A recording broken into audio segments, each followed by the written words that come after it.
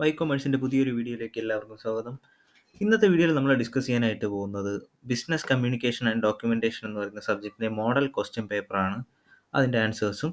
അപ്പോൾ നമുക്ക് നോക്കാം. ഇതൊരു 56 മാർക്കിൻ്റെ മോഡൽ ക്വസ്റ്റ്യൻ പേപ്പറാണ്. മീൻസ് ഈ എക്സാം എന്ന് പറഞ്ഞാൽ ടോട്ടലി യൂണിവേഴ്സിറ്റി നടത്തുന്ന 56 മാർക്കിനാണ്. ടോട്ടൽ 2 മണിക്കൂറിൻ്റെ എക്സാമിനേഷനാണ്.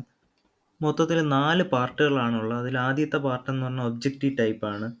അതിൽ 6 ക്വസ്റ്റ്യൻസ് ഉണ്ട്. അതിലെല്ലാം നമ്മൾ അറ്റൻഡ് ചെയ്യണം. അതുപോലെ തന്നെ സെക്കൻഡ് പാർട്ട് ബി എന്ന് പറയുന്നത് ഷോർട്ട് ആൻസർ ടൈപ്പ് ക്വസ്റ്റ്യൻസ് ആണ്. അതായത് ഒരു ആൻസറിന് ഒരു ക്വസ്റ്റ്യന് 2 മാർക്കാണ് ക്യാരി ചെയ്യുന്നത്. അങ്ങനെ നമ്മൾ എത്ര ക്വസ്റ്റ്യൻ എഴുതണം? 5 ക്വസ്റ്റ്യൻസ് അറ്റൻഡ് ചെയ്യണം. ഇപ്പോൾ 5 ഇൻറ്റു 2 10 മാർക്ക്. ബി ക്യാരി ചെയ്യുന്നത് അപ്പോൾ മൊത്തത്തിൽ 10 മാർക്കിൻ്റെ ക്വസ്റ്റ്യൻസ് ആണ് ക്യാരി ചെയ്യുന്നത് പാർട്ട് ബിയിൽ. ഇനി അടുത്ത പാർട്ട് സി പറയുകയാണെങ്കിൽ ടോട്ടലി 16 മാർക്കുണ്ട്. അതായത് 4 മാർക്ക് വെച്ച് 4 ക്വസ്റ്റ്യൻ നമ്മൾ അറ്റൻഡ് ചെയ്യണം. അതിനകത്ത് ഓർ ക്വസ്റ്റ്യൻസ് ഉണ്ടാവും. പാർട്ട് എയിലും ബിയിലും ഓർ ക്വസ്റ്റ്യൻ ഉണ്ടാവില്ല. എല്ലാ ക്വസ്റ്റ്യൻസും നമ്മൾ അറ്റൻഡ് ചെയ്യേണ്ടതായിട്ടുണ്ട്. പാർട്ട് ഡി, അതായത് ഫൈനൽ പാർട്ട് എന്ന് പറഞ്ഞാൽ ലോങ് ആൻസർ ടൈപ്പാണ്. അതാണ് ഏറ്റവും കൂടുതൽ മാർക്ക് ക്യാരി ചെയ്യുന്ന പാർട്ട് എന്ന് പറയുന്നത്. ഒരു ക്വസ്റ്റ്യൻ 6 മാർക്കാണ് ക്യാരി ചെയ്യുന്നത്. അങ്ങനെ നമ്മൾ എത്ര ക്വസ്റ്റ്യനാണ്? 4 ക്വസ്റ്റ്യൻസ് നമ്മൾ അറ്റൻഡ് ചെയ്യണം. അതിനകത്ത് ഓരോ ക്വസ്റ്റ്യനും 2 ഓപ്ഷൻ വീതം ഉണ്ടായിരിക്കും. ഏതെങ്കിലും ഒരെണ്ണം അറ്റൻഡ് ചെയ്താൽ മതി. അങ്ങനെ 4 ക്വസ്റ്റ്യൻ അപ്പോൾ അറ്റൻഡ് ചെയ്യണം. അപ്പോൾ 6 ഇൻറ്റു 4 എന്ന് പറയുന്നത് 24 മാർക്കാണ് പാർട്ട് ബി മൊത്തത്തിൽ ക്യാരി ചെയ്യുന്നത്. അങ്ങനെ 4 പാർട്ടായിട്ടാണ് ഉള്ളത്. നമുക്കിനി ക്വസ്റ്റ്യൻ പേപ്പർ ഓരോ ക്വസ്റ്റ്യൻസ് ഓരോ പാർട്ടായിട്ട് ഓരോ മോഡൽ ക്വസ്റ്റ്യൻ ഒന്ന് ഡിസ്കസ് ചെയ്യാം. ആദ്യം നമ്മൾ പാർട്ട് എ ആണ് ഡിസ്കസ് ചെയ്യുന്നത്. പാർട്ട് എയിലെ ആദ്യത്തെ question, choose an example of an non verbal cue in an communication. അപ്പോൾ നോൺ വെർബൽ ഏതാണെന്നാണ് ചോദിച്ചിട്ടുള്ളത്. ആദ്യത്തെ option subject line of an email, eye contact, the written content, the font style. Verbal എന്ന് പറഞ്ഞു കഴിഞ്ഞാൽ it may be written or oral. Written അല്ലെങ്കിൽ oral ആയിട്ട് പറയുന്നത് തന്നെയാണ് വെർബൽ എന്ന് പറയുന്നത്. അപ്പോൾ ഇതിലൊന്നും പെടാത്തതാണ് നോൺ വെർബൽ എന്ന് പറഞ്ഞാൽ. നോൺ വെർബൽ എന്ന് പറയുമ്പോൾ ഇതിൻ്റെ ആൻസർ ഏതെല്ലാം വരുന്നത്? ഐ കോണ്ടാക്റ്റ് ആണ് ഇതിൻ്റെ ആൻസർ എന്ന് പറയുന്നത്. ഓക്കെ, അടുത്ത നമുക്ക് സെക്കൻഡ് ക്വസ്റ്റ്യനിലോട്ട് നോക്കാം. സെക്കൻഡ് ക്വസ്റ്റ്യനിൽ ചോദിക്കുന്ന which is an essential principle of effective communication in A business. Effective communication in A business ഏതാണ് എന്ന് ചോദിച്ചു കഴിഞ്ഞാൽ ബ്രിവിറ്റി ആണ് ഇതിൻ്റെ ഉത്തരം എന്ന് പറയുന്നത്. ബി, ഓപ്ഷൻ ബി, ബ്രിവിറ്റി ആണ് ഇതിൻ്റെ ഉത്തരം എന്ന് പറയുന്നത്. ഓക്കെ, അടുത്തതെന്ന് പറഞ്ഞാൽ അടുത്ത ക്വസ്റ്റ്യൻ ആണ്, name the document that outlines the topic to be discuss in a meeting. ഒരു മീറ്റിങ്ങിൽ ഡിസ്കസ് ചെയ്യേണ്ട ടോപ്പിക്, ഒരു ഡോക്യുമെൻറ്റ്, നെയിം ദ ഡോക്യുമെൻറ്റ് ഏതാണെന്നാണ് ചോദിച്ചിട്ടുള്ളത്. ടോപ്പിക് ഡിസ്കസ് ചെയ്യുന്നത് അത് ഏതാണെന്ന് ചോദിച്ചു കഴിഞ്ഞാൽ അതിൻ്റെ ഉത്തരം അജണ്ടയാണ് ഇതിൻ്റെ ഉത്തരമായിട്ട് വരുന്നത്. Identify the key responsibility of a chairperson in a meeting. ചെയർപേഴ്സൻ്റെ റെസ്പോൺസിബിലിറ്റി ഇതിൽ ഏതാണ്? To take a minutes, to dominate the conversation, to ensure the agenda is followed, to minimise participant contributions. ഇതിൻ്റെ ഉത്തരം എന്ന് പറയുന്നത് to ensure the agenda is followed. Agenda ensure ചെയ്യുന്നതാണ് ആരുടെ responsibility എന്ന് പറഞ്ഞാൽ ചെയർപേഴ്സൻ്റെ റെസ്പോൺസിബിലിറ്റി എന്ന് പറഞ്ഞാൽ അജണ്ട ഫോളോ ചെയ്യുക എന്നുള്ളതാണ്. അജണ്ട അനുസരിച്ചാണ് കാര്യങ്ങൾ ചെയ്യേണ്ടത്. Okay, which of the following is the key characteristics of a interpersonal communication. അതിൻ്റെ ഉത്തരം എന്ന് പറഞ്ഞാൽ it occurs between individual and focus on relationship building ആണ്. അടുത്തതാണ് completeness in A communication means. Completeness എന്ന് പറഞ്ഞാൽ എന്താണ്? Covering all necessary information. എല്ലാം കവർ ചെയ്യുക എന്നുള്ളത്. കംപ്ലീറ്റ് എന്ന് പറഞ്ഞാൽ എന്താണ്? ഫുള്ളി കംപ്ലീറ്റ് ചെയ്യുക എന്നുള്ളതല്ലേ. അപ്പോൾ എല്ലാം കവർ ചെയ്യുക, നെസസറി ഇൻഫർമേഷൻസ് എല്ലാം കവർ ചെയ്യുന്നതിനെയാണ് നമ്മൾ എന്ത് പറയുന്നത്? കംപ്ലീറ്റ്നെസ് എന്ന് പറയുന്നത്. ഇത്രയാണ് പാർട്ട് എയിലുള്ള 6 ക്വസ്റ്റ്യൻസ് എന്ന് പറയുന്നത്. ഓരോ ക്വസ്റ്റ്യനും 4 ഓപ്ഷൻ വീതം ഉണ്ടായിരിക്കും. അപ്പോൾ അതിലൊരെണ്ണം നമ്മൾ സെലക്ട് ചെയ്ത് കൊടുക്കുക. കറക്റ്റ് ആയിട്ടുള്ളത് തന്നെ സെലക്ട് ചെയ്യുക. ഓക്കെ, അടുത്തതെന്ന് വെച്ച് കഴിഞ്ഞാൽ പാർട്ട് ബിയിലോട്ടാണ് നമ്മൾ നോക്കുന്നത്. പാർട്ട് ബി എന്ന് പറഞ്ഞാൽ ഒരു ക്വസ്റ്റ്യൻ 2 മാർക്കാണ് ക്യാരി ചെയ്യുന്നത്. അങ്ങനെ നമ്മൾ 5 ക്വസ്റ്റ്യൻ അറ്റൻഡ് ചെയ്യണം. അതായത് എല്ലാ ക്വസ്റ്റ്യനും അറ്റൻഡ് ചെയ്യണം. ഇതിൽ ഓപ്ഷൻസ് ഒന്നും ഇല്ല. ഇതിൽ ആദ്യത്തെ ക്വസ്റ്റ്യൻ ആണ് ചോദിച്ചിരിക്കുന്നത്, outline the essential components that should be included in A business notice. ഒരു ബിസിനസ് നോട്ടീസിൽ ഇൻക്ലൂഡ് ചെയ്തിരിക്കുന്ന കമ്പോണൻസ് എന്തൊക്കെയാണ് ഒരു ബിസിനസ് നോട്ടീസിനകത്ത് ഉണ്ടാവേണ്ടത്? അതാണ് ഈ ക്വസ്റ്റ്യനിൽ ചോദിച്ചിരിക്കുന്നത്.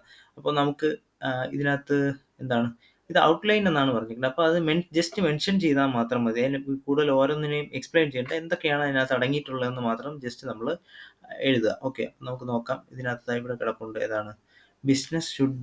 Business notice should include the organisation name വേണം, ഡേറ്റ് വേണം, ടൈം വേണം, venue, purpose and additional instruction, ensure clarity and effective preparation of A meeting. ഇത്ര എഴുതുമ്പോൾ നമുക്ക് എത്ര കിട്ടും? 2 മാർക്ക് കിട്ടും. എന്തൊക്കെയാണ് കമ്പോണൻസ് ഇതിനകത്ത് അടങ്ങിയിട്ടുള്ള ഒരു ബിസിനസ് നോട്ടീസിനായിട്ട് ബന്ധപ്പെട്ട് ഇൻക്ലൂഡ് ചെയ്തിരിക്കുന്ന കമ്പോണൻസ് എന്തൊക്കെയാണ്? ഇതൊക്കെയാണ് എഴുതാനുള്ളത്. ഓക്കെ, എന്തൊക്കെയാണ് അതിനകത്ത് പറയുന്നത്? Date, time, venue, purpose and additional instructions, അങ്ങനെയുള്ള കാര്യങ്ങളൊക്കെയാണ് ഇതിനകത്ത് നമ്മൾ പോയിന്റ് ആയിട്ട് എഴുതിയാലും മതി. ഓക്കെ, സെൻറ്റൻസ് ആയിട്ട് എഴുതണമെങ്കിൽ സെൻറ്റൻസ് ആയിട്ട് എഴുതാം, അല്ലെങ്കിൽ പോയിന്റ് ആയിട്ട് എഴുതുക. ഈ കറക്റ്റ് പോയിന്റുകൾ അതിനകത്ത് കിട്ടണം, അതാണ്. ഓക്കെ, നെക്സ്റ്റ് 8ാമത്തെ ചോദ്യം എന്ന് പറഞ്ഞാൽ what are typical communication situations encountered in an organisation. എന്തൊക്കെയാണെന്നാണ് പറയുന്നത്. Typical situations include team meeting, email exchange, presentation, performance reviews and conflict resolution. These helps in decision making and maintaining work flow. ഇതാണ് ഇതിൻ്റെ typical communication situations ഒരു ഓർഗനൈസേഷനിൽ ഉള്ളത്. അടുത്ത question എന്ന് പറഞ്ഞാൽ identify different channels of communication. കമ്മ്യൂണിക്കേഷൻ്റെ channels ഏതൊക്കെയാണെന്നാണ് ചോദിച്ചിരുന്നത്. ഡിഫറെൻറ്റ് ചാനൽസ് ഏതൊക്കെയാണ് കമ്മ്യൂണിക്കേഷൻ നടത്തുന്നത്? രീതികൾ വെർബൽ ഉണ്ട് അല്ലേ? വെർബലിനകത്ത് തന്നെയാണ് വരുന്ന ഓറലും റിട്ടണും, അങ്ങനെയൊക്കെ നമുക്ക് എഴുതാം. ഓക്കെ, ഇവിടെ ചാനൽസ് എന്ന് പറഞ്ഞാൽ എന്താണ്? ഏതൊക്കെ രീതിയിൽ നമ്മൾ കമ്മ്യൂണിക്കേഷൻ നടത്തുന്നു? നമ്മൾ വെർബലി ഫേസ് ടു ഫേസ് നമ്മൾ ഇൻട്രാക്ട് ചെയ്യുന്നില്ലേ, അത് കോൾ ചെയ്യുന്നത്, അതൊരു ടൈപ്പ് കമ്മ്യൂണിക്കേഷനാണ്. റിട്ടൺ ഇമെയിൽ മെസ്സേജ് അയക്കുന്നത്, നമ്മൾ വിഷ്വലി ഗ്രാഫ്, വീഡിയോസ്, അതൊക്കെ കാണുന്നതെല്ലാം എന്താണ്? വെർബൽ ഒരു കമ്മ്യൂണിക്കേഷൻ പ്രോസസ്സാണ്. Digital instant message, social media, ഇതൊക്കെ ഉപയോഗിച്ചുകൊണ്ട് നമ്മൾ ചെയ്യുന്ന മെസ്സേജ്, ഒരു കമ്മ്യൂണിക്കേഷൻ ഏത് രീതിയിൽ വരുന്നു, ആ ഒരു മീഡിയം അല്ലെങ്കിൽ ആ ഒരു ചാനലാണ് ഇതിനകത്ത് ചോദിച്ചിരിക്കുന്നത്. ഏതൊക്കെയാണെന്നുള്ള ജസ്റ്റ് പോയിന്റ് ഔട്ട് ചെയ്ത് എഴുതിയാലും മതി. Okay, identify the different channels of communication. അപ്പോൾ ജസ്റ്റ് ഇങ്ങനെ സെൻറ്റൻസ് ആയിട്ട് എഴുതാം, പോയിന്റ് ആയിട്ട് എഴുതാം. ഓക്കെ, അടുത്ത ഡ്രാഫ്റ്റ് ആൻഡ് എൻക്വയറി എന്നാണ് ചോദിച്ചിരിക്കുന്നത്. Draft and enquiry. Letter to the seller asking the details. ഇവിടെ എഴുതാനെന്ന് വെച്ച് കഴിഞ്ഞാൽ ഒരു ലെറ്ററിൻ്റെ ഫോർമാറ്റാണ് എഴുതാനുള്ളത്. ആ ലെറ്ററിൽ എന്തൊക്കെ അടങ്ങിയിട്ടുണ്ടായിരിക്കണം? ഈ സബ്ജക്റ്റ് ഡിയർ എന്ന് പറഞ്ഞാൽ ആദ്യം നമ്മൾ ഫ്രം എഴുതണം, പിന്നെ ടു എഴുതണം, പിന്നെ സബ്ജക്റ്റ്. നമ്മളൊരു ഫോർമൽ ലെറ്റർ എഴുതൂലേ, ആ ഒരു ഫോർമാറ്റിലാണ് ഇത് എഴുതുന്നത്. ഇതിനകത്ത് ചോദിച്ച കണ്ടന്റ് അവർ പറഞ്ഞിട്ടുണ്ട്. എന്താണ്? Enquiry letter to the seller asking the details. അപ്പോൾ സെല്ലറിന് നമ്മളൊരു ലെറ്റർ അയക്കുകയാണ്. എന്താണ്? അവരുടെ പ്രോഡക്റ്റിനെ പറ്റിയിട്ടുള്ള ഒരു ഡീറ്റെയിൽസ് ചോദിച്ചുകൊണ്ട് നമ്മളൊരു ലെറ്റർ സെല്ലറിന് നമ്മൾ കൊടുക്കുക. നമ്മളാണ് പർച്ചേസർ, നമ്മൾ സെല്ലറിന് കൊടുക്കുകയാണ്. അതാണ് ഇവിടുത്തെ സിറ്റുവേഷൻ എന്ന് പറയുന്നത്. അപ്പോൾ ഒരു ഡീറ്റെയിൽസ് ചോദിക്കുന്ന രീതിയിൽ ഒരു ലെറ്റർ എഴുതുക. ഫ്രം ടു എന്ന് എഴുതുമ്പോൾ ഒരിക്കലും ഫ്രമ്മിലോ ടൂയിലോ എന്താണ് നമ്മുടെ പേഴ്സണൽ ഡീറ്റെയിൽസ് എക്സാമിന് എഴുതരുത്. നമ്മുടെ സ്വന്തം പേര്, phone number, email I D മുതലായ കാര്യങ്ങൾ ഒരിക്കലും നമ്മൾ എക്സാമിനേഷനിൽ ലെറ്റർ എഴുതുമ്പോഴോ എന്തെഴുതുമ്പോഴോ ഏത് ക്വസ്റ്റ്യൻ എഴുതുമ്പോഴോ ആൻസർ എഴുതുമ്പോഴോ നമ്മുടെ പേഴ്സണൽ ഡീറ്റെയിൽസ് ഡിസ്ക്ലോസ് ചെയ്യാതിരിക്കുക. നെയിമിൻ്റെ സ്ഥാനത്ത് നിങ്ങൾക്ക് ABCD എന്നിടാം. അതൊക്കെ നിങ്ങളുടെ ചോയ്സിനനുസരിച്ചുള്ള രീതിയിൽ ഇടാം. പക്ഷേ സ്വന്തം ഡീറ്റെയിൽസ് ഒരിക്കലും ഡിസ്ക്ലോസ് ചെയ്യരുത്. ഇതിൽ സബ്ജക്റ്റും ഡിയറും മാത്രമല്ല, അതിന് മുന്നേ ഏത് വേണം? ഫ്രമ്മും ടൂവും. ഒരു ലെറ്ററിൻ്റെ ഫോർമാറ്റ് ആ രീതിയിൽ എഴുതുക. From to. ഇമെയിൽ അല്ല, ഇത് നോർമൽ ലെറ്റർ ആണ് ചോദിച്ചേക്കുന്നത്. സോ ഏത് വേണം? From to, from date to, എന്താണ് സബ്ജക്റ്റ് ഡിയർ അല്ലെങ്കിൽ റെസ്പെക്റ്റഡ് സാർ. ഇതൊരു ജസ്റ്റ് ഒരു ഫോർമാറ്റ് കൊടുത്തതേ ഉള്ളൂ. ആ രീതിയിൽ ലെറ്റർ നിങ്ങൾ ഇതനുസരിച്ച് ഔചിത്യപൂർവ്വം എഴുതുക. ഓക്കെ, നെക്സ്റ്റ് ക്വസ്റ്റ്യൻ എന്ന് പറഞ്ഞു കഴിഞ്ഞാൽ ഇത് 2 മാർക്കിൻ്റെ ക്വസ്റ്റ്യൻ ആണ്. അപ്പോൾ ആ രീതിയിൽ എഴുതിയാൽ മതി. ജസ്റ്റ് ഫോർമാറ്റ് എഴുതി വെച്ചാൽ മതി. ജസ്റ്റ് എന്തെങ്കിലും ചെറിയ രീതിയിൽ എഴുതിയാൽ മതിയാവും. ഓക്കെ, അടുത്ത ക്വസ്റ്റ്യൻ എന്ന് പറഞ്ഞു കഴിഞ്ഞാൽ എന്താണ്? Draft and FAQ that includes A question on damaged goods return. FAQ എന്ന് പറഞ്ഞാൽ എന്താണ്? Frequently asked question. നമ്മളിപ്പോൾ അത് പലരും കണ്ടിട്ടുണ്ടായിരിക്കും. ഇപ്പോൾ ഫ്ലിപ്കാർട്ടിൽ, ആമസോണിലൊക്കെ നമ്മളെടുത്തൊരു സാധനം പർച്ചേസ് ചെയ്യാൻ നോക്കുമ്പോൾ അതിൻ്റെ താഴെ ഫ്രീക്വൻ്റ്ലി ആസ്ക്ഡ് ക്വസ്റ്റ്യൻസ് എന്ന് പറഞ്ഞ് കിടപ്പില്ലേ. അതിനെപ്പറ്റിയുള്ള ഡിസ്ക്രിപ്ഷൻ, അതിൻ്റെ ഒരു ഡീറ്റെയിൽസ്, ഒരു സിറ്റുവേഷനിൽ അതിൻ്റെ ഒരു ആൻസർ, മറുപടി എന്താണ്, ആ ഒരു സിറ്റുവേഷൻ പറയുമ്പോൾ അതിൻ്റെ ഉത്തരം എന്താണ് എന്നുള്ളത് കൊടുക്കുന്നതാണ്. ഓക്കെ, ഇതിൽ പറഞ്ഞേക്കുന്നത് നമ്മളൊരു ക്വസ്റ്റ്യനും ആൻസറും മാത്രം കൊടുത്താൽ മതി. ഇപ്പോൾ ഇതിൽ 2 മാർക്കിൻ്റെ ക്വസ്റ്റ്യൻ ആണ്. സോ എന്താണ്? ഒരു ക്വസ്റ്റ്യനും ഒരു ആൻസറും കൊടുക്കണം. ഇതിനകത്ത് പറഞ്ഞേക്കുന്ന സിറ്റുവേഷൻ എന്ന് പറയുന്നത് that includes A question on damaged good. ഒരു ഡാമേജ്ഡ് ഗുഡ് റിട്ടേൺ വന്നു കഴിഞ്ഞാൽ അതിൻ്റെ പ്രൊസീജിയർ എന്താണ് എന്നുള്ള രീതിയിൽ അവിടെ കാണിക്കുക. ഓക്കെ, അപ്പോൾ ഒരാൾ ചോദിക്കുകയാണ് how do I return damaged good എന്ന് ചോദിക്കുമ്പോൾ അതിൻ്റെ സെല്ലർ അല്ലെങ്കിൽ അതിൻ്റെ ബന്ധപ്പെട്ട ഒരാൾ കൊടുക്കുന്ന ആൻസർ ഇങ്ങനെയായിരിക്കും: contact customer service within 7 days with proof of damage, example photos, we will guide you through the return and replacement process. ഇത്രയും കൊടുക്കുമ്പോൾ ഒരു ക്വസ്റ്റ്യനും ആൻസറുമായി, ഒരു സിറ്റുവേഷനുമായി, അതിന് ഉത്തരവായി. ഇതേ സിറ്റുവേഷനിൽ പെട്ട ഒരാൾ ഇത് ചെക്ക് ചെയ്യുമ്പോൾ ഈ ഒരു റെഫറൻസ് വെച്ചാൽ മതി. അയാൾക്ക് വീണ്ടും ചോദിക്കേണ്ട ആവശ്യം വരുന്നില്ല. അതാണ് ഒരു ഫ്രീക്വൻ്റ്ലി ആസ്ക്ഡ് ക്വസ്റ്റ്യൻസ് എന്ന് പറഞ്ഞാൽ. എല്ലാവരും പ്രോഡക്റ്റിൻ്റെ താഴെയും നിങ്ങൾ ഇനി സോഷ്യൽ മീഡിയ മീൻസ് ഒരു കൊമേഴ്സ് വെബ്സൈറ്റ് ഒക്കെ എടുത്ത് നോക്കുമ്പോൾ പ്രോഡക്റ്റിൻ്റെ താഴെ ഇതേപോലുള്ള കാണും. ഒന്ന് ശ്രദ്ധിച്ചാൽ മതി, മനസ്സിലാവും അത്. ഓക്കെ, അതാണ് ഒരു ക്വസ്റ്റ്യനും ആൻസറും കൊടുക്കുക. 2 മാർക്കിൻ്റെ ആണെങ്കിൽ ഇങ്ങനെ ഒരു ക്വസ്റ്റ്യനും ഒരു ആൻസറും ആയിട്ട് കൊടുക്കുക. കൂടുതൽ മാർക്കിന് ചോദിക്കുമ്പോൾ എന്താണ് അതിനനുസരിച്ചുള്ള രീതിയിൽ കൊടുക്കുക. ഓക്കെ, അടുത്ത നമ്മൾ ഇത് എല്ലാ ക്വസ്റ്റ്യനും അറ്റൻഡ് ചെയ്യണം. 2 മാർക്കിൻ്റെ എല്ലാ ക്വസ്റ്റ്യനും അറ്റൻഡ് ചെയ്യണം. 5 ക്വസ്റ്റ്യനും അറ്റൻഡ് ചെയ്യേണ്ടതാണ്. ഇനി നമ്മൾ പോകുന്നത് പാർട്ട് സിയിലോട്ടാണ്. അതായത് 4 മാർക്കിൻ്റെ ചോദ്യമാണ്. അതിലെന്തുണ്ട്? ഓർ ക്വസ്റ്റ്യൻസ് ഉണ്ട്. ഓക്കെ, ഇതിൽ ആദ്യത്തെ ചോദ്യമാണ്. ഇതിൽ 12th ക്വസ്റ്റ്യനിൽ ഏതെങ്കിലും ഒരെണ്ണം നമ്മൾ എഴുതിയാൽ മതി. ഓക്കെ, എ അല്ലെങ്കിൽ ബി എന്ന് പറയുന്നത് എഴുതിയാൽ മതി. നിങ്ങൾ അതൊരു ക്വസ്റ്റ്യനിൽ ഓർ ക്വസ്റ്റ്യൻ, ഒരു ക്വസ്റ്റ്യനിൽ തന്നെ എയും ബി എന്ന് പറഞ്ഞ് പാർട്ട് കാണും. അതിൽ ഏതെങ്കിലും ഒരു ക്വസ്റ്റ്യൻ അറ്റൻഡ് ചെയ്യുക. Okay, how do effective public relation contribute to an organisation's reputation എന്നാണ് ചോദിച്ചിട്ടുള്ളത്.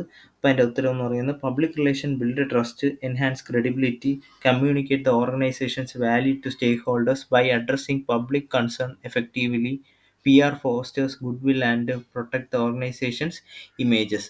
ഇങ്ങനെയുള്ള പോയിന്റ്സ് ഒന്ന് ജസ്റ്റ് ഒന്ന് എഴുതി കൊടുക്കുക വിത്ത് ചെറിയൊരു എക്സ്പ്ലനേഷനോടുകൂടി. പോയിന്റ് മാത്രമായിട്ട് എഴുതരുത്, ചെറിയൊരു എക്സ്പ്ലനേഷൻ കൂടെ ഓരോ പോയിന്റിനും കൊടുക്കാൻ ശ്രമിക്കുക. ഓക്കെ, 4 മാർക്കിൻ്റെ ചോദ്യമാണ്, അതുകൊണ്ട് അതൊരു ചെറിയൊരു എക്സ്പ്ലനേഷനോടെ അതിന് നിർബന്ധമാണ്. ഓക്കെ, അടുത്തത് ഈ കീ പോയിന്റ്സ് എല്ലാം ഇതേപോലെ കിട്ടിയാൽ അത്രയും നല്ലത്.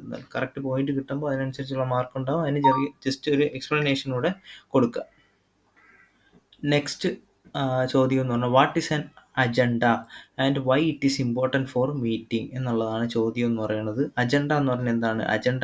Agenda list the topic to be discussed during ഒരു മീറ്റിംഗിൽ ഡിസ്കസ് ചെയ്യേണ്ട ഡീറ്റെയിൽസ് മൊത്തം ഉണ്ട്. ഈ മീറ്റിംഗ് നടക്കുന്നതിന് മുന്നേ നമ്മൾ പ്രിപ്പയർ ചെയ്ത് വെച്ചിരിക്കുന്ന ഒരു ലിസ്റ്റിനെയാണ് നമ്മൾ അജണ്ട എന്ന് പറയുന്നത്. നമ്മൾ മീറ്റിംഗ് തുടങ്ങുന്ന മുമ്പ് ഒരു ലിസ്റ്റ് നമ്മൾ പ്രിപ്പയർ ചെയ്ത് വെച്ചേക്കും. എന്ന് വെച്ച് കഴിഞ്ഞാൽ ഇന്ന കാര്യങ്ങളാണ് ചെയ്യാനുള്ളത്, ഒരു ലിസ്റ്റ് ഔട്ട് ചെയ്ത് വെച്ചേക്കും ജസ്റ്റ് ഒരു റെഫറൻസിന് വേണ്ടിയിട്ട്. അതിനെയാണ് നമ്മൾ അജണ്ട എന്ന് പറഞ്ഞാൽ. ആദ്യം ഇപ്പോൾ കോളേജിലൊക്കെ നടക്കുന്ന സിറ്റുവേഷൻസ് അല്ല, ഒരു പ്രോഗ്രാം ആണെങ്കിൽ ആദ്യം നമ്മൾ പ്രെയർ, പിന്നെ വെൽക്കം സ്പീച്ച് എന്നൊക്കെ പറഞ്ഞ് സെറ്റ് ചെയ്ത് വെച്ചേക്കില്ലേ, അതിനെയാണ് അജണ്ട. ഇന്ന ടൈമിൽ ഇന്ന കാര്യങ്ങൾ ചെയ്യണം എന്നുള്ള രീതിയിൽ നമ്മൾ, ചിലപ്പോൾ അത് തന്നെ വർക്കൗട്ട് ആവണമെന്നില്ല, ആ സിറ്റുവേഷൻ പോലെ മാറാം. പക്ഷേ നമ്മളൊരു പ്രീ പ്ലാൻ പോലെ സെറ്റ് ചെയ്ത് വെച്ചേക്കുന്ന ഒരു സാധനമാണ് അജണ്ട എന്ന് പറയുന്നത്. പിന്നെ അതിൻ്റെ ചോദിച്ചേക്കുന്ന അതിൻ്റെ why it is important for a meeting. അതിൻ്റെ ഇമ്പോർട്ടൻസ് കൊടുക്കുന്നത് ensure the discussion are focused, time is managed effectively, participation come prepared. ഇങ്ങനെയുള്ള കാര്യങ്ങളാണ് അതിനകത്ത് പറഞ്ഞിട്ടുള്ളത്. അപ്പോൾ അതൊന്ന് ഇമ്പോർട്ടൻസ് ഒക്കെ ഒന്ന് ജസ്റ്റ് ഒരു പോയിന്റ് പോലെ അങ്ങ് എഴുതുക. 4 മാർക്കിനാകുമ്പോൾ ജസ്റ്റ് ചെറിയൊരു എക്സ്പ്ലനേഷനോടുകൂടി പോയിൻ്റായിട്ട് എഴുതുക ഇമ്പോർട്ടൻസ്. ഓക്കെ, അടുത്തതെന്ന് പറഞ്ഞാൽ അടുത്ത 13ാമത്തെ ക്വസ്റ്റ്യൻ ആണ്. അടുത്ത 2 ക്വസ്റ്റ്യൻ അതിനകത്ത് എയും ബിയും ഉണ്ട്. അതിൽ എ ക്വസ്റ്റ്യൻ ആണ് നമ്മൾ പറയുന്നത്. What step is in the business communication process may have been overlooked in unclear instructions. അതിൻ്റെ ഉത്തരം എന്ന് പറയുന്നത് the sender might have failed to encode the message clearly or neglected to feedback loop. Clear messaging and verification of understanding are crucial for effective communication. അതാണ് അതിൻ്റെ ഉത്തരം. അതിൻ്റെ കുറച്ചുകൂടെ ഒന്ന് ഡീറ്റെയിൽ ആയിട്ട് ഇതിനെ തന്നെ ഒന്ന് എലാബറേറ്റ് ചെയ്തിട്ട് എഴുതാനായിട്ട് ശ്രമിക്കുക. ഓക്കെ, അടുത്തതെന്ന് വെച്ച് കഴിഞ്ഞാൽ 13ാമത്തെ ബി ക്വസ്റ്റ്യൻ ആണ്. What communication situation arise in designing a logo and how might they affected group dynamics അതാണ് ചോദിച്ചിട്ടുള്ളത്. ഒരു കമ്മ്യൂണിക്കേഷൻ സിറ്റുവേഷനിൽ ഡിസൈനിങ് ലോഗോ ഡിസൈൻ ചെയ്യുന്നത് സിറ്റുവേഷൻ അറൈസ് ചെയ്യുന്നത് എപ്പോഴാണ്, പിന്നെ how might they effect the group dynamics അതെങ്ങനെയാണെന്നാണ് ചോദിച്ചിരിക്കുന്നത്. സിറ്റുവേഷൻ ഇൻക്ലൂഡ് ബ്രെയിൻ സ്റ്റോമിംഗ് ഉണ്ട്, ഫീഡ്ബാക്ക് ഡിസ്കഷൻ ഉണ്ട്, കോൺഫ്ലിക്റ്റ് റെസൊല്യൂഷൻ ഉണ്ട്, മിസ്കമ്മ്യൂണിക്കേഷൻ ക്യാൻ ഹിൻഡർ പ്രോഗ്രസ് ഉണ്ട്, by clear respectful exchange enhance team collaboration. ഇതൊക്കെയാണ് അതിനകത്ത് ആൻസറായിട്ട് വരുന്നത്. ഓക്കെ, ഈ ലോഗോ എന്ന് പറയുന്നത് എന്താണ്? നമ്മളൊരു ഐഡൻറ്റിറ്റിക്ക് വേണ്ടി പ്രിപ്പയർ ചെയ്യുന്നതാണ് അല്ലേ. അപ്പോൾ അതിനനുസരിച്ചുള്ള രീതിയിലുള്ളൊരു ഉത്തരം കൊടുക്കുക. കമ്മ്യൂണിക്കേഷൻ എത്രത്തോളം ആ സിറ്റുവേഷനിൽ പ്രാബല്യത്തിൽ വരുന്നു എന്നുള്ള രീതിയിലുള്ള ഉത്തരങ്ങൾ അതിനകത്ത് കൊടുക്കുക. ഇതൊന്ന് വായിച്ച് നോക്കി മനസ്സിൽ വെച്ചേക്കുക. ഇതേപോലെ ഇപ്പോൾ ലോഗോ വെച്ചിട്ട് ഇപ്പോൾ ഒരു എക്സാമ്പിൾ പറയുകയാണെങ്കിൽ, ഒരു കമ്പനിയുടെ ഒരു ലോഗോ പ്രിപ്പയർ ചെയ്യുന്നത് എപ്പോഴും ആ കമ്പനിയായിട്ട് എന്തെങ്കിലും ഒരു ബന്ധം, ആ ചെയ്യുന്ന ബിസിനസ്സുമായിട്ട് ബന്ധമുള്ള രീതിയിലായിരിക്കും ലോഗോ ഡിസൈൻ ചെയ്യുന്നത് അല്ലേ. അപ്പോൾ അത് കാണുമ്പോൾ ഇന്നതിൻ്റെ ആണ്, അല്ലെങ്കിൽ ഇന്ന രീതിയിലുള്ള ബിസിനസ്സാണ് അവർ ചെയ്യണതെന്ന് തോന്നിക്കണം. ആ രീതിയിലാണ് ചെയ്യേണ്ടത്. ഓക്കെ, അപ്പോൾ അതാണ് കമ്മ്യൂണിക്കേഷൻ സിറ്റുവേഷൻസ്. ആ രീതിയിൽ ഉള്ള ആൻസേഴ്സ് ഒന്ന് നോക്കുക. ഓക്കെ, അടുത്തതെന്ന് പറഞ്ഞാൽ draft A sample business letter addressing A customers complaint എന്നാണ് ചോദിച്ചിട്ടുള്ളത്. ഓക്കെ, ഇതെന്ന് പറഞ്ഞാൽ ബിസിനസ് ലെറ്ററാണ് എഴുതേണ്ടത്. അതായത് ഫോമൽ ലെറ്ററാണ് നമ്മൾ എഴുതേണ്ടത്, ഇൻഫോമൽ അല്ല, ഫോമൽ ലെറ്ററാണ് നമ്മൾ എഴുതേണ്ടത്. അതും ഈ പറഞ്ഞ പോലെ from, to, from, date, to subject. ഇതിനകത്ത് ആ ഒരു ഫോർമാറ്റ് ഞാൻ കൊടുത്തിട്ടില്ല. ജസ്റ്റ് വേണ്ട ഒരു ഇതേ കൊടുത്തിട്ടുള്ളൂ. എങ്കിലും നിങ്ങൾ എഴുതുമ്പോൾ എങ്ങനെ എഴുതണം?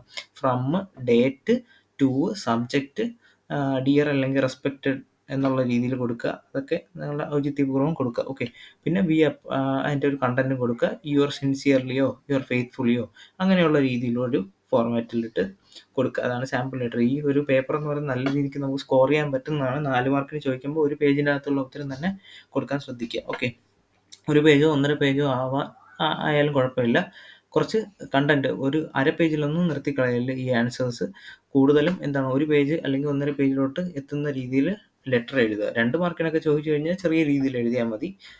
4 മാർക്കിനൊക്കെ ചോദിക്കുമ്പോൾ കുറച്ച് വലിയ രീതിയിൽ തന്നെ ആൻസേഴ്സ് എഴുതുക. ഫ്രം, ഞാൻ വീണ്ടും പറയുന്നു, ലെറ്റർ എഴുതുമ്പോൾ നമ്മൾ എന്ത് ചെയ്യുക? ഇത് സ്വന്തം ഡീറ്റെയിൽസ് അല്ല, പേഴ്സണൽ ഡീറ്റെയിൽസ്, സ്വന്തം പേരും ഡീറ്റെയിൽസും ഒന്നും എഴുതി വെക്കരുത്.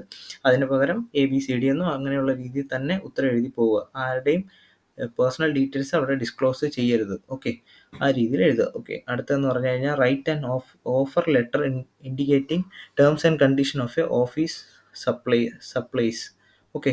അപ്പോൾ ഒരു ഓഫർ ലെറ്ററാണ് ഇവിടെ കൊടുക്കാനുള്ളത്. അപ്പം ഈ കണ്ടന്റ് എപ്പോഴും സബ്ജക്റ്റിനകത്ത് എപ്പോഴും വരേണ്ടത് എന്താണ്? ആ ഒരു സബ്ജക്റ്റ് മാറ്റർ എന്താണെന്നുള്ളതാണ് സബ്ജക്റ്റിൻ്റെ അവിടെ എഴുതാനുള്ളത്. പിന്നെ ബാക്കി ക്വസ്റ്റ്യൻ ചോദിക്കുമ്പോൾ ഇവിടെ സപ്ലയറിൻ്റെ പേര് എഴുതുക, ഡിയർ സപ്ലയറിൻ്റെ പേര് എഴുതുക, അങ്ങനെയുള്ള രീതിയിൽ കൊടുക്കുക. ഓക്കെ. പിന്നെ അടുത്ത 15ാമത്തെ ക്വസ്റ്റ്യനിൽ outline how you would conduct a brainstorming section. എങ്ങനെ ബ്രെയിൻ സ്റ്റോമിംഗ് സെക്ഷൻസ് നടത്താം എന്നുള്ളതാണ് ഇവിടെ എഴുതാനുള്ള. Set objective and encourage open participation by avoiding criticism during idea sharing.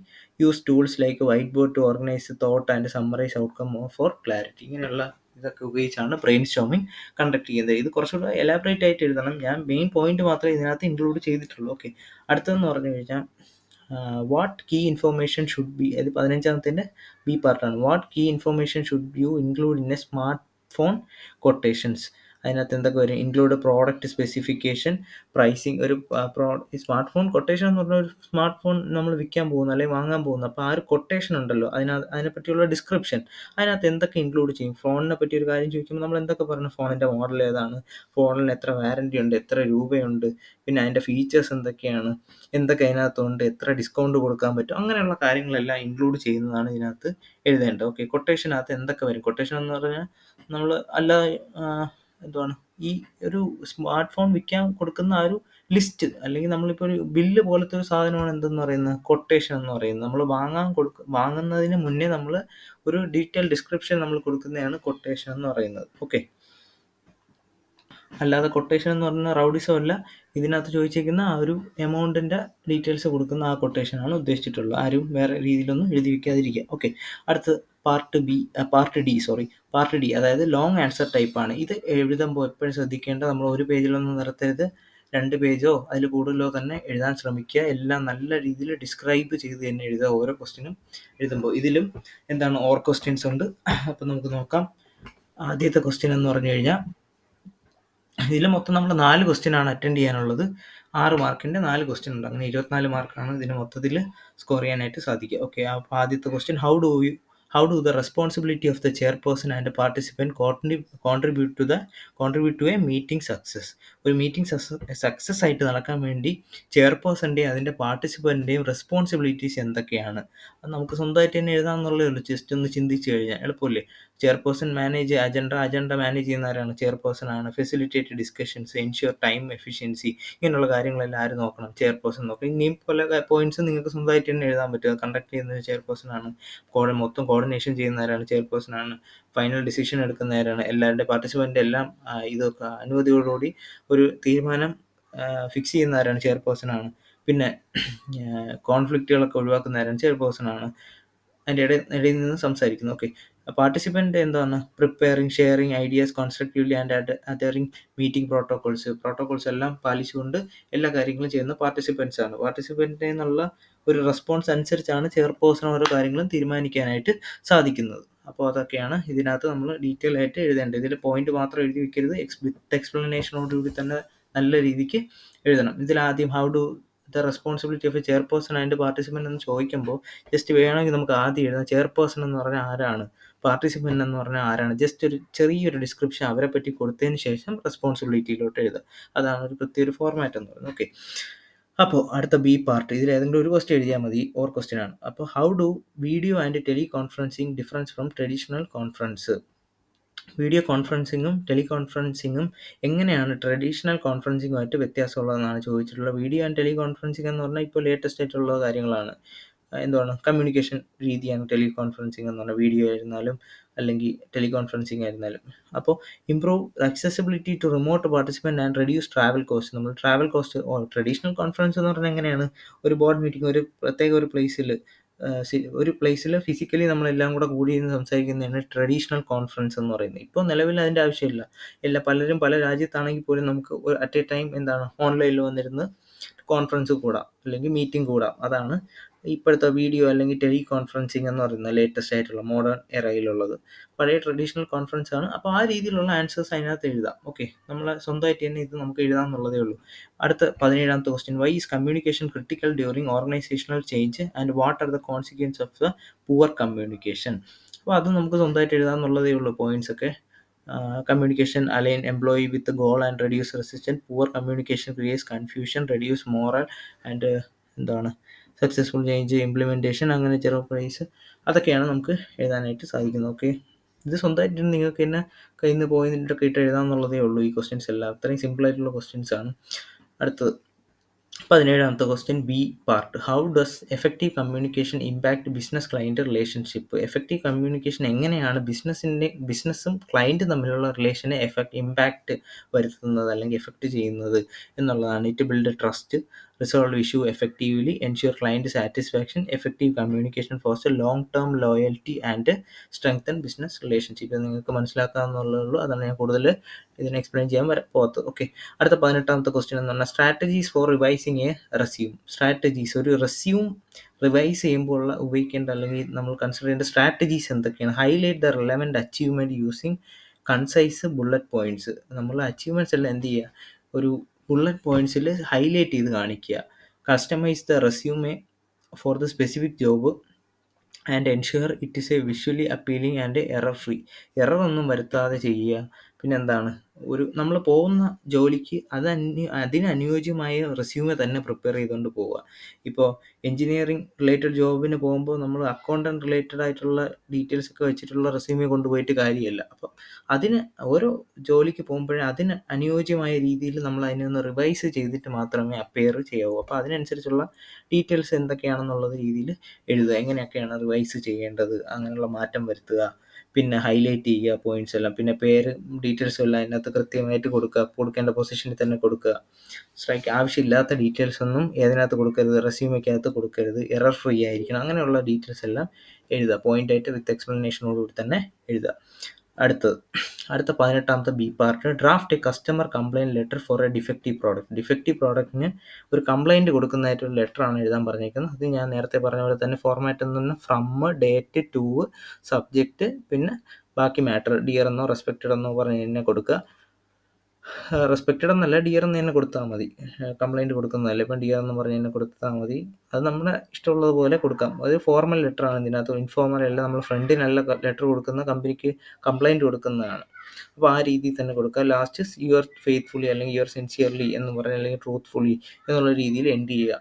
ഇത് വീണ്ടും ഞാൻ പറയുന്നു, പേരോ പേഴ്സണൽ ഡീറ്റെയിൽസോ ഇതിനകത്ത് കൊടുക്കരുത്. അല്ലാതെ രീതിയിൽ തന്നെ കൊടുത്തു പോകുക. സബ്ജക്റ്റ് മാറ്ററിൽ നമ്മൾ ഇവിടെ കൊടുത്തേക്കുന്ന മാറ്റർ എന്താണോ അത് അവിടെ എഴുതി വയ്ക്കുക. ഓക്കെ, അടുത്തതെന്ന് പറഞ്ഞു കഴിഞ്ഞാൽ 19ാമത്തെ question, steps for adopting AI tool for communication facility. നമുക്കറിയാം, ഇപ്പം നമ്മൾ കൂടുതലായിട്ട് ആശ്രയിച്ചിരിക്കുന്നത്, എന്ത് കാര്യത്തിൽ നമ്മൾ ആശ്രയിച്ചുകൊണ്ടിരിക്കുന്നത് എന്തിലാണ്?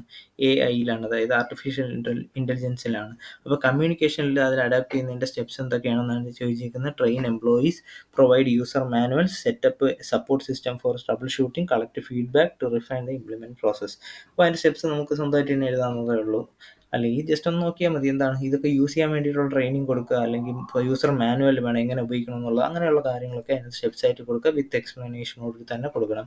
അടുത്ത പാർട്ട് ബി എന്ന് പറഞ്ഞാൽ 19ാമത്തെ ക്വസ്റ്റ്യനിലെ സെക്കൻഡ് പാർട്ട്, അതായത് ബി പാർട്ട് എന്ന് പറഞ്ഞാൽ draft sale letter for a new product എന്താണെന്നാണ് ചോദിച്ചിരിക്കുന്നത്.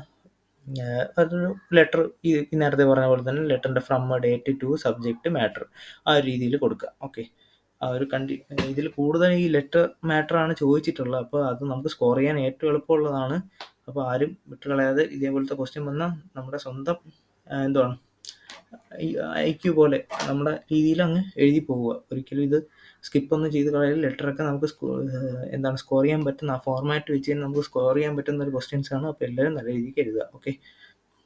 പിന്നെ ഒരു കാര്യം കൂടി, ഇതിൻ്റെ ഈ ഒരു PDF നിങ്ങൾക്ക് വേണമെന്നുണ്ടെങ്കിൽ ഇകൊമേഴ്സിൻ്റെ ആപ്പിനകത്തോ അല്ലെങ്കിൽ ഇതിൻ്റെ താഴെ നമുക്ക് ഡിസ്ക്രിപ്ഷനായിട്ട് കൊടുക്കാം. അതിലൂടെ നിങ്ങൾക്ക് ഡൗൺലോഡ് ചെയ്തെടുക്കാവുന്നതോ ആണ് കേട്ടോ. Okay, thank you.